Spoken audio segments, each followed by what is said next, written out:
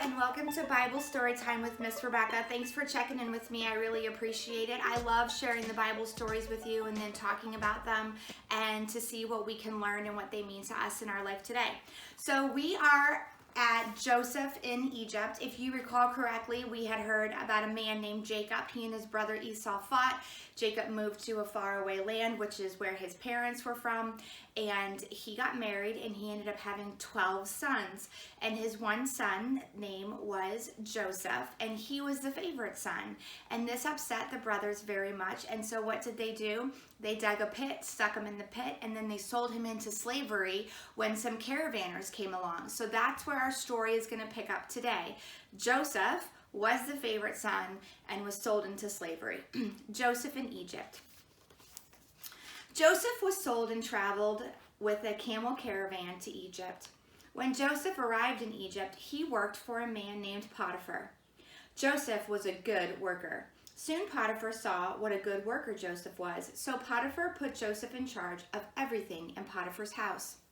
Potiphar's wife did not get along with Joseph.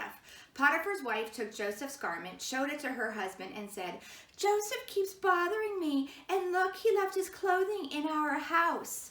So she's lying, and so because of her lie, what is going to happen to Joseph now?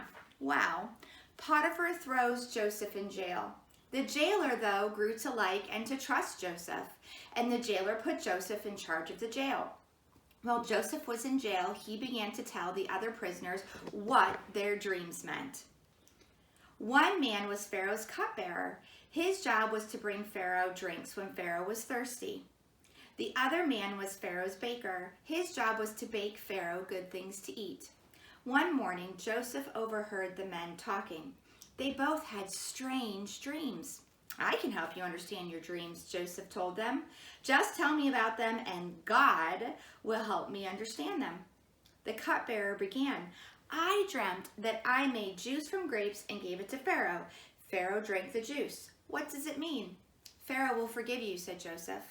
The baker told Joseph his dream. "I baked bread for Pharaoh, but birds came and ate all the bread before I could give it to Pharaoh. What does it mean?" "It means that Pharaoh will not forgive you," explained Joseph. Joseph was right. A few days later, the dreams came true. So we're going to keep going on, and we're going to talk about how Joseph saves the day. This is going to be in Genesis 41, 1 through 57. 2 years had gone by since Joseph had helped the cupbearer and the baker with their dreams. Joseph was still in jail. Meanwhile, Pharaoh was having strange dreams. No one was able to help him understand them. The cupbearer remembered Joseph's help and told Pharaoh about him.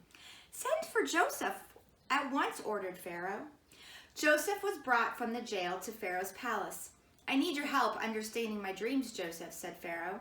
"With God's help, I can help you to understand them," replied Joseph. "Please tell me your dream." "I dreamt that I saw 7 fat cows grazing by the Nile River. All of a sudden, 7 skinny cows appeared and ate the fat cows. It was strange and scary."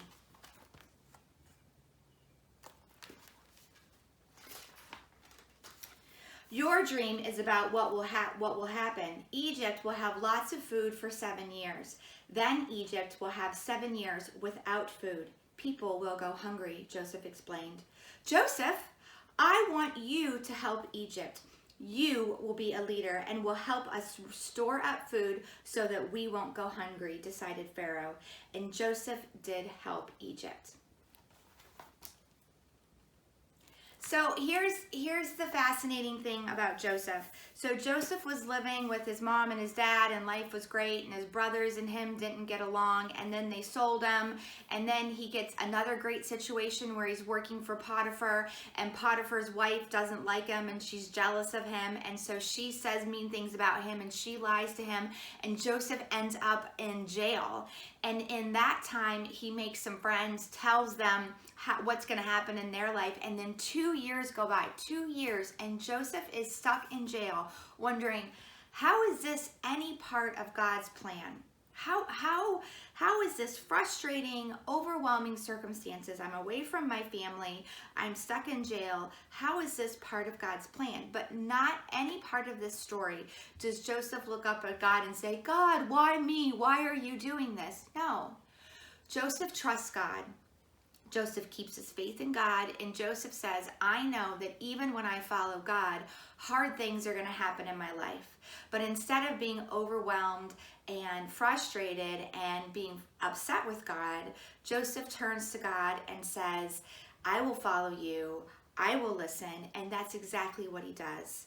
He interprets the dreams. God gave him this amazing gift, and he interprets the dreams, and here he ends up working for Pharaoh, the man in charge of everything, the man in charge of the jail, the man in charge of Potiphar. He's over everybody, and now Joseph is working for him and helping to bring people food because of a gift God gave them. We do not always understand why things are the way they are or why different things in our lives are happening. But what I do know, and what I can promise you, is that you're never alone and God is always with you. And so go to God and talk to God and have faith in God that God has a great plan for you. What are your gifts? Maybe your gifts are not interpreting dreams. Maybe your gift is making somebody laugh. So during this time of quarantine, maybe when somebody seems overwhelmed and frustrated, you can pray to God and say, Dear Lord, help me make this person's day a little bit better. And so use your gift that God has given you. And maybe you're not even sure what that is, and that's okay. But instead of getting down and frustrated, I want you to go to God, I want you to talk to God, and I want you to know that God has a special plan and a purpose for your life. He did for Joseph. He had this amazing plan, and none of it made sense when it was happening to Joseph. Next time we get together, we're going to hear another story about Joseph and see what happens next. And hint, it's going to involve his brothers that sold him into slavery. So now Joseph is in power, and what's he going to do when he sees his brothers?